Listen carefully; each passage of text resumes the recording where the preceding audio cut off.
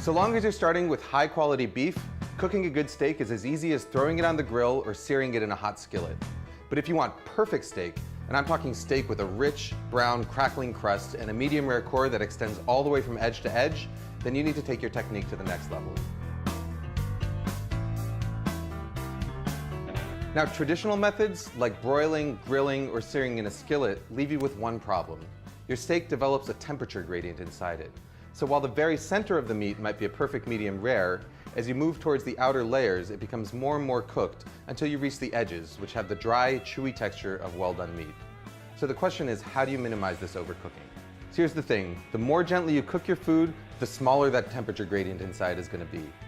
So for instance, if you cook a steak in a 500-degree oven, you're going to develop a pretty thick band of gray meat inside. Cook that same steak in a 250-degree oven, and that gray band shrinks significantly.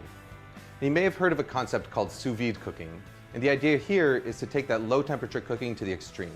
With sous vide cooking, you place your steak inside a sealed plastic bag and then put that plastic bag in a water bath held at the exact temperature that you want to serve your steak at, say 130 degrees for medium rare.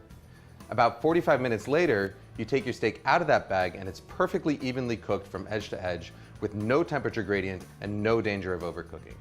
The problem is that sous vide equipment is really expensive, but there's an alternative, a regular old $30 beer cooler. Even though a cooler is designed to keep cool things cool, it's equally good at keeping hot things hot. So all you've got to do is fill it up with hot water, adjust the temperature with boiling water or cold water, and then place your bag meat inside it to cook. So long as you start a few degrees higher in order to compensate for the heat loss when you add your meat, it should be able to maintain its temperature for the 45 minutes required to cook most steaks, pork chops, lamb chops, chicken, or fish. You can cook your meat either in a cryovac style bag or in a regular heavy duty Zipperlock bag. In order to get the air out of a Zipperlock bag, put your meat inside it, zip it up most of the way, and then slowly lower it into the water, sealing it just as the air is forced out. You've probably noticed one glaring problem. Your steak develops no crust or color. You're going to have to add this after it comes out of the cooler. Now you can do this on a grill if you want to cook outside, but my personal favorite way is to finish it in a cast iron skillet.